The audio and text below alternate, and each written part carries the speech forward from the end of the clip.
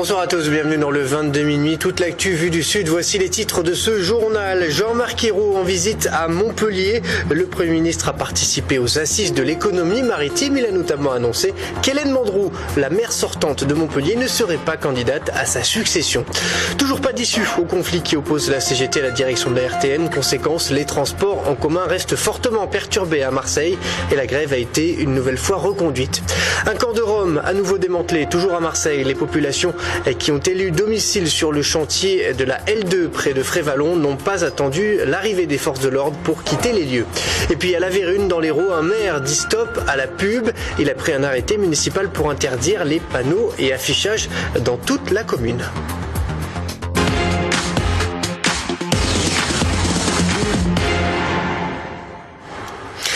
Mais tout d'abord, avant de développer ces titres, l'OM a eu beau essayer, mais l'OM s'est incliné ce soir sur la pelouse de Lille sur le score de 1-0. Un but inscrit dans les arrêts de jeu par Nolan Roux. Pourtant, les joueurs des Libobs se sont procurés de nombreuses occasions, mais le gardien lillois, Enyama, a une nouvelle fois été énorme. Au final, il reste invaincu depuis 11 matchs. Quant aux Olympiens, ils comptent maintenant 9 points de retard sur le deuxième, Lille. Direction Montpellier à présent avec la visite de Jean-Marc Ayrault. Le Premier ministre est venu participer aux assises de l'économie maritime. Il en a aussi profité pour mettre fin au suspense à gauche. Hélène Mandroux ne se représentera pas à sa propre succession. Jean-Marc Ayrault a par ailleurs salué son action à la mairie de Montpellier. Écoutez. Hélène Mandroux a décidé de ne pas se représenter aux élections municipales, c'est son choix. Et je le respecte tout à fait, et c'est quelqu'un que j'apprécie, que je connais depuis des années. Elle a été maire longtemps, elle a fait un excellent travail, elle a avoir succédé à Georges Frêche, donc on a vu ce que Montpellier a pu, changer. C'est une des grandes villes françaises dynamiques, et donc elle passe le relais. Et par ailleurs, elle n'a pas envie de rester inactive, donc elle annoncera dans quelques jours, conjointement avec moi, une mission que j'ai décidé de lui confier. Et je vous en parlais à l'instant, Jean-Marc Ayrault participait donc aux 9e assises de l'économie maritime, un événement qui réunit 1 millier d'experts et de décideurs. Parmi les points sensibles abordés, l'érosion du littoral. À Carnon, par exemple, des travaux de protection sont prévus sur le lit d'eau du Grand et du Petit Travers. Les mesures correctives de cette érosion sont souvent extrêmement lourdes en termes financiers, mais également difficiles pour les faire triompher dans l'esprit public et auprès du plus grand nombre. Donc le fait de, en quelque sorte, amener au bon comportement, il devrait être spontané. Et souvent ce sont les aménagements qui poussent ou contraignent à avoir ce bon comportement. Stationnement des voitures, cheminement, préservation du cordon dunaire, qui permet justement à la nature de pouvoir garder sa place et reprendre ses droits. Et en marge de ces assises de l'économie maritime, environ 200 personnes se sont rassemblées devant le quorum cet après-midi. Salariés de Sanofi, Géodis, Schneider ou Midi Libre, ils dénoncent les plans de licenciement annoncés dans le département de l'Hérault et pointent l'inaction du gouvernement. Monsieur Jean-Marc Ayrault, Premier ministre des licenciements, est ici à Montpellier. Et c'est pour lui rappeler un petit peu que dans l'Hérault, entre autres, et partout en France, les licenciements, il y en a partout. Et donc c'est pour dire aussi qu'il faut maintenant que ça cesse. On se retrouve un grand nombre à avoir voté, y compris pour ce gouvernement, mais à rappeler, on va dire, à l'ordre sur les questions fondamentales qui font que le pays, on travaille la question sociale. Direction Nîmes à présent où la députée socialiste du Gard, Françoise Dumas, lance sa campagne électorale. La candidate à la mairie de Nîmes n'a pas encore finalisé sa liste Nîmes Capitale, mais aujourd'hui elle a posé les bases de son projet politique, un projet qui comprend un important volet sécuritaire et dont le mode de gouvernance se veut résolument opposé à celui du maire sortant, l'UMP Jean-Paul Fournier, qu'elle qualifie de bulldozer. Réaction au micro d'Olivier Michel. Jean-Paul Fournier, c'est comme un bulldozer, les choses sont imposées et après on essaie de réparer les dégâts qui sont commis. Donc moi je ne sais pas du tout ma façon de fonctionner. Ce sera basé sur l'efficacité, l'authenticité, la disponibilité, la simplicité et la compétence. En bref, au chapitre politique local, toujours, Patrick Mennucci a été entendu par la brigade financière de la PJ dans le cadre d'une enquête préliminaire pour prise illégale d'intérêt. Le député socialiste candidat à la mairie de Marseille a fait savoir que cette audition s'était déroulée à sa demande. L'enquête préliminaire concerne les conditions d'attribution par le Conseil régional de Provence-Alpes-Côte d'Azur, dont Patrick Mennucci est le vice-président, donc une subvention de 90 000 € à l'Union des familles musulmanes, une association longtemps dirigée par l'actuelle attachée parlementaire et suppléante du député Mennucci, Nassera Benmarnia. On reste à Marseille avec la grève de la RTM qui est partie pour durer. Aujourd'hui encore, le trafic des bus a été quasiment nul. Une seule ligne de tramway était en service et la fréquence des métros a été ralentie. Au cœur de ce conflit, un syndicat, la CGT, qui n'entend pas faire machine arrière. Sidonie Caneto. Des arrêts de bus vides, des Marseillais qui se précipitent sur la seule ligne de tram en activité, une nouvelle habitude qui divise au sein des usagers. Tout le temps des grèves, la RTM c'est toujours pareil quoi. Voilà. Les utilisateurs sont lésés évidemment, mais enfin je suis quand même avec eux, il faut continuer. Les grévistes restent inflexibles sur leurs revendications qui sont la reconnaissance de la pénibilité de leur travail, la suppression de 2 jours de congé et une revalorisation salariale. C'est un bras de fer qui s'annonce et qui est désiré par la direction. Parce que je rappelle que depuis le 22 octobre, elle est au courant de nos intentions. Le désaccord est total. Direction et CGT ne s'entendent ni sur le nombre de grévistes ni sur le fond des revendications. Les négociations sont au point mort, même si le dialogue n'est pas totalement rompu. Les conducteurs de la RTM ont obtenu en 2013 plus de 3% d'augmentation de leur rémunération. La CGT a signé l'accord qui a conduit à ça et nous attendons d'elle qu'elle respecte sa signature. Donc c'est un sujet sur lequel il n'y a pas de réouverture de discussion possible. Une grève qui est partie pour durer. Selon l'issue du mouvement, la CGT pourrait en sortir grande vainqueur avant les élections du personnel au printemps 2014.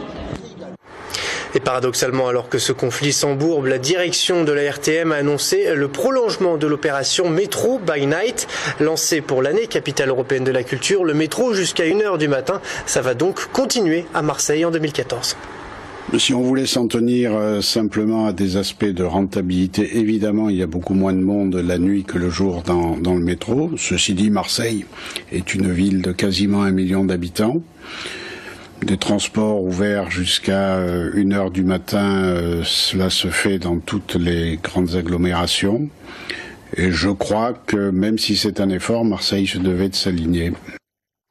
Autre titre ce soir avec un nouveau démantèlement de camp de Rome à Marseille. Ça s'est passé ce matin sur le site du chantier de la L2 dans le quartier de Frévalon. Cette fois encore, les habitants de ce campement n'ont pas opposé de résistance. Ils ont préféré quitter les lieux avant l'arrivée des forces de l'ordre. Romain Péric. Il est 6h ce matin, les dernières familles roms quittent le camp de la L2 à Frévalon. Rassemblés dans un parc un peu plus loin, une vingtaine de personnes, hommes, femmes, enfants, disent repartir en Roumanie et éloignent nos caméras. Partir avec la Lyon, chef. La Lyon, Paris. L'avion ? Oui. Prévenus il y a quelques semaines de leur expulsion sans même leur proposer un relogement, associations, politiques et habitants du quartier rassemblés pour les soutenir arrivent et trouvent un bidonville vide. Il n'y a eu aucun problème de voisinage, on ne comprend pas qui gêne là. Franchement, qui gêne ? Franchement, c'est scandaleux, ouais, scandaleux. Il est où le problème ? Elle est belle l'Europe, hein. Vive la gauche, vive la droite, vive les dirigeants. Cette fois-ci, il n'y aura pas besoin d'employer la force comme ça a été le cas à Lyon par exemple. Après ce camp, les autorités affirment laisser passer les fêtes de fin d'année avant de reprendre les expulsions. Mais pour certains, la situation reste toujours honteuse. Ces familles sont dispersées, donc voilà, il y a une perte de contact, de lien qui fait que dans 15 jours, 3 semaines, on va les retrouver un peu plus loin ailleurs et ce sont d'autres équipes qui vont s'occuper d'elles. Mais c'est constamment casser un petit peu le travail qu'on arrive à faire avec ces familles, qui est toujours... c'est un éternel recommencement. En plein hiver et en début de période électorale pour la course au municipal, le problème Rome est une épine dans le pied des politiques. Surtout ici, alors que les travaux de cette portion de route attendue depuis plus de 30 ans débuteront en juillet 2014. En bref, une disparition inquiétante à Nîmes. Une jeune mineure âgée de 11 ans est parvenue à déjouer la surveillance de ses éducateurs vers 16h aujourd'hui. Depuis, son entourage est sans nouvelles. Elle a été vue pour la dernière fois dans le secteur du stade Jean-Bouin à Nîmes. Si vous avez des informations qui pourraient permettre de la localiser, un numéro, le 04 66 27 30 00. Que faut-il retenir dans le reste de l'actualité? On voit ça avec ce résumé préparé par Franck Chassagnon. La France décroche en mathématiques. L'OCDE a publié aujourd'hui son rapport sur les performances scolaires des élèves de 15 ans et les chiffres ne sont pas bons. La France perd 3 places et se retrouve en milieu de classement, 25e au classement international, alors qu'il y a seulement 10 ans, elle se trouvait plutôt en tête de peloton. Sur le podium cette année, la Corée, le Japon et la Suisse. Autre donnée importante, l'écart entre les bons et les mauvais élèves continue à se creuser. Par rapport à 2003, s'il y a à peu près autant d'élèves très performants, il y a en revanche beaucoup plus d'élèves en difficulté. Responsable de multiples dysfonctionnements, le logiciel Louvois sera abandonné. L'annonce a été faite aujourd'hui par Jean-Yves Le Drian, le ministre de la Défense. Ce système informatique mis en place en 2011 pour faciliter le paiement des soldes des militaires n'a jamais fonctionné correctement. Du coup, un nouveau système a été commandé. Il pourrait être mis en service en 2015.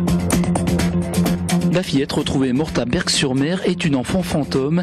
Elle n'était pas déclarée à l'état civil, ni à la CAF, ni à la CPAM. La mère arrêtée le 20 novembre dernier et mise en examen pour assassinat avait déclaré qu'elle avait accouché dans une maternité parisienne. Elle a finalement reconnu aujourd'hui avoir accouché chez elle. L'enfant était inconnu de l'administration. La mère a déclaré être indéfendable. Le procès de Gérard Depardieu, appelé à comparaître devant la cour d'appel de Paris pour conduite en état d'ivresse, a été renvoyé aujourd'hui au 8 avril 2014. Le célèbre acteur français en tournage dans le sud de l'Italie ne s'est pas rendu à l'audience. Le président a tenu à souligner aujourd'hui « Je veux bien renvoyer l'affaire une fois, mais il faudra que M. Depardieu soit disponible la prochaine fois, quelles que soient ses occupations professionnelles ». Retour à votre actualité locale avec cette première en France à La Vérune, dans l'Hérault. Le village refuse la publicité dans ses murs. La commune vient de rendre un arrêté municipal pour interdire tout affichage publicitaire. La municipalité affirme vouloir préserver le patrimoine architectural. Reportage Vincent Pereira pour midilivre.fr. À La Vérune, les grands panneaux publicitaires ne sont pas les bienvenus. Cette commune de 2735 habitants, qui fait partie de l'agglomération de Montpellier, n'avait plus droit au chapitre sur leur installation. Les petites communes, lorsqu'elles sont rattachées à une agglomération qui fait plus de 100 000 habitants, elles, par dérogation, elles doivent accepter, si elles ne prévoient pas une règle contraire, elles doivent accepter ces panneaux qui normalement ne doivent pas être installés. Ces derniers pouvant avoir une surface de 8 à 12 mètres carrés, comme ces panneaux, la mairie a décidé de riposter par un arrêté municipal. On a appris que, en relation avec la préfecture, que les maires pouvaient prendre effectivement un arrêté interdisant la publicité à partir de certains éléments à la fois pittoresques, à la fois esthétiques. La Vérune est le seul village de France pour l'instant à avoir pris un arrêté municipal boutant la pub hors de son périmètre, pris fin octobre en accord avec la commission des sites de la publicité. Il ne concerne pas les enseignes des commerçants, ni celles des artisans. D'après Paysages de France, 40% des panneaux publicitaires implantés sur le territoire français seraient illégaux. Près d'une soixantaine de procès ont été intentés cette année par l'association près des tribunaux administratifs. Tous ont été gagnés. Restez avec nous, dans un instant nous reviendrons sur la défaite de l'OM face à Lille. Vous verrez que tout s'est joué dans les dernières secondes. À tout de suite.